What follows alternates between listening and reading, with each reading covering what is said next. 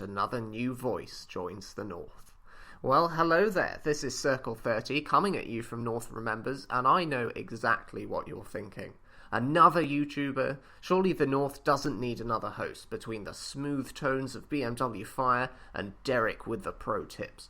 Well, while they've got you covered for attacking other people's bases, when it comes to your own base, that's where I come in. I'm a member of the North Remembers base building squad, and it will be my responsibility to help you make your war base as good as it can be. So not only will this channel help you dish out those 3-star hits, but it will also give you a helping hand to absorbing some hits from the enemy too.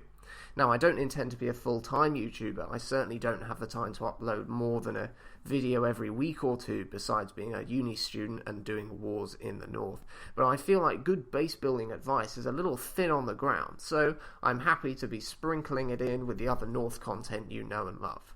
So today, I'll be bringing you, I suppose, a follow-up video to Derek's pro tip on suicide miners to kill the enemy Archer Queen. If you need more reminding of that strategy, then it's a couple of clicks away, but it's basically analogous to suicide dragons. It involves a little bit of funneling, following by dropping a CC full of miners, just like you would previously drop a couple of dragons, and as soon as they aggro the queen, they'll tunnel straight over to her and kill her. Job done. The obvious advantages of this strat over suicide dragons are the reduced housing space it takes up, and also with miners you're safe in the knowledge that a seeking air mine won't appear and insta-kill a dragon, so there's a bonus too. So with these points in mind, I've lined up 3 ways to defend your base against suicide miners, each with a base to illustrate the key principles behind the idea. So the first technique I'm going to share today is essentially to stall the miners on other defending units before they reach the queen. Things you could use for this include the barbarian king, or even skeleton traps if you just need an extra couple of seconds, but the CC isn't likely to be an option because any troops inside will only travel towards the miners when they're above ground. You could theoretically place your CC, so even that small length of time is enough to aggro 3 Volks, which would be very effective, but I would advise against placing a CC that far out and then trying to work the rest of your base around it. One viable option at any rate is the Barbarian King, with placement roughly as shown on this base, so that the miners aggro the king before the queen from any angle you would want to come from. I would recommend placing it where it will engage the miners in the spot where you can get the most possible DPS, but bear in mind that it will be hard to rely on the king tanking for the queen, because the king doesn't attack from range and yet won't be able to see or move towards the miners if they're underground. Since miners don't do splash damage, skeleton traps can be used similarly, but to be safe, you should make sure they are triggered before or even just as the queen aggroes. Any time after that point, and the miners will tunnel underground and they'll be attacking the queen before the skeletons have time to get out of their little coffins or whatever they are. If on your base it's obvious which angle miners would come from, it's certainly safe to put your skeleton traps so that they trigger as the queen aggroes. With either of these units though, what you're really doing is buying your defences time to shoot the miners down while they're above ground, but of course remember that the fewer defences you have around, the longer this is going to take. So if you feel that your king is doing a great job elsewhere in the base, you might want to consider the second way to discourage or defend suicide miners, which is basically no more than making it difficult to funnel miners to the queen's radius of attack. This is best illustrated by example, so I've prepared a base with an exposed queen to show what I'm talking about. So the first thing to note is, although the queen is relatively exposed, her radius is quite far away from where the attacker can spawn units. Every extra tile that you force the miners to travel is going to make it harder to get them to go the right way.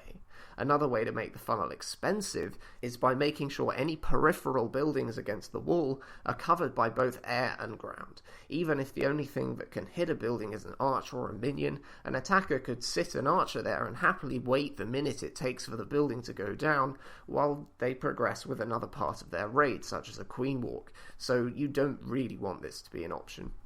With this in mind, by far the best way to make such a funnel expensive is by using archer towers such as this specimen here on this particular base, which have enough damage, range and versatility for anything really short of a baby dragon, which is a pretty expensive troop in terms of housing space to just use on one half of a funnel whose only purpose is to take the queen. If you don't want to or can't do this on both sides, a good compromise is to use a tanky building that takes a long time to burn through on one side, such as the town hall. Another sneaky trick I've used here is using the newfangled move all tool in the base builder to move the base down and right as much as I can to limit how far away from these structures the attacker can place units, such as archers, and this is going to help guarantee that the archer towers can stop any attempt to snipe the structures cheaply and create a funnel.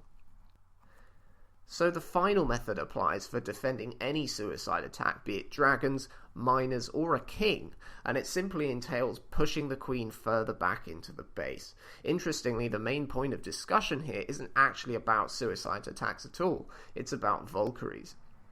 Now, if you do arrange wars, you'd probably need to have been living under a golem or something to miss the meta at the moment, and it's pretty Volk heavy. Attacks like Govaho or Blue Vela, where you use CC bowlers and some healers, commonly employ anywhere between 6 and 10 Volks, and the critical difference between these attacks and those in previous metas is the amount of non-defense targeting DPS that the Volks provide. In particular, they can break through walls on their own. So this means in the current meta it's less important that the queen is in a chamber that's larger than the distance she'll walk to engage targets. In fact, some might call it a disadvantage. For example, on this base, if a KS comes in from 10 o'clock and jumps into this core compartment, the queen will aggro the Volks from inside her box, and a second jump won't be necessary because the attacker can guarantee that Volks will break through the wall on their own. Now compare this with the scenario where the queen can jump the wall, and now to ensure the Volks enter the queen compartment, a second jump is required after all.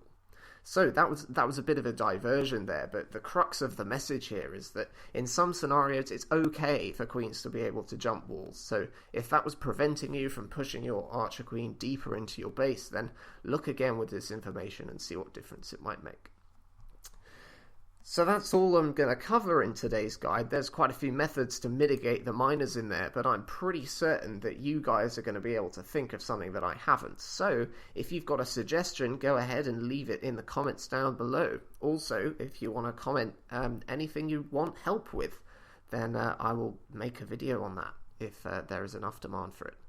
And yeah, until the next time I appear on the channel, this is Circle 30 from North Remembers, reminding you to stay frosty.